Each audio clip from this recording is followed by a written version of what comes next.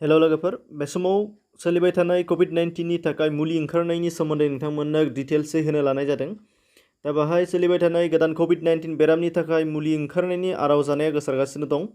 बिनिनो गेजेर गेजेर गोबाङानो सोंथिबो दिखांदों दि नंमारगौना नंमारा, बेसेबां सैथो बेबायदि सोंथिफोरा सिखांबाय थादों। मानोना सिगांनिफ्रायनो बेबायदि खोथाया ओंखारगासिनो ससियेल मिडियायाव, नाथाय दासिमबो रोखायै जायाखै।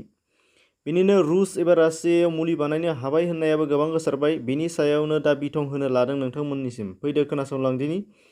नंगौ, थारैनो रासियानि खोथाखौ बयबो खोनाबाय जानांगौ। रासियानि मस्क'आव थानाय 1958 मायथाइयाव गायसनजानाय च'सिनभ इउनिभार्सिटिया दाबि खालामनाय बादिब्ला बिथांमोनहानो गिबिसिन कर'नानि सोखाग्रा मुलि दिहुननायाव जाफुंसार जानो हादों। मख'जाथावदि बे इउनिभार्सिटिया मोनसे मेडिकेल रिसार्च इउनिभार्सिटि आरो रासियायाव बेनो देरसिन मेडिकेल बिफाननि रिसार्च इउनिभार्सिटि।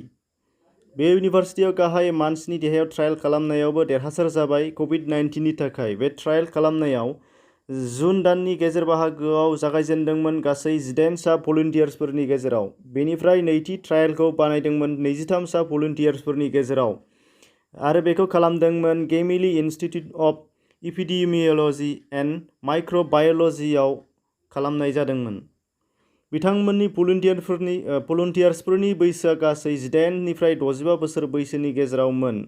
च'सिनभ इउनिभार्सिटिनि चिफ रिसार्चगिरि इलिना सालारचुक बिथांनि बुंथिनाय बादिब्ला भलुन्टियार्सफोरनि गेजेराव खर' सानाय, लोमजालुनाय बायदि साइड इफेक्टबो नुजाथिदोंमोन, नाथाय 24 घन्टानि गेजेरावनो बेफोरबो थिक जालांदों। रिपर्टनि बादिब्ला गिबि ट्रायलनि भलुन्टियार्सफोरखौ फैगौ बृहस्पतिबार एबा वेडनेसडे खालि बेखौ हगारनाय जागोन आरो नैथि ट्रायलनि भलुन्टियार्सफोरखौ जुलाइनि गेजेरावनो जायखिजाया सानाव हगारनाय जागोन। आरोबाव फोरमायबावदों दि भेक्सिन केन्डिडेटफोरनि थाखाय आगस्तनि गेजेर बाहागोआव हथात 14 एबा 15 आगस्तनि गेजेरावहाय मोनगोन आरो सेप्तेम्बर खालि बेयो एभेलेबल जाहैगोन।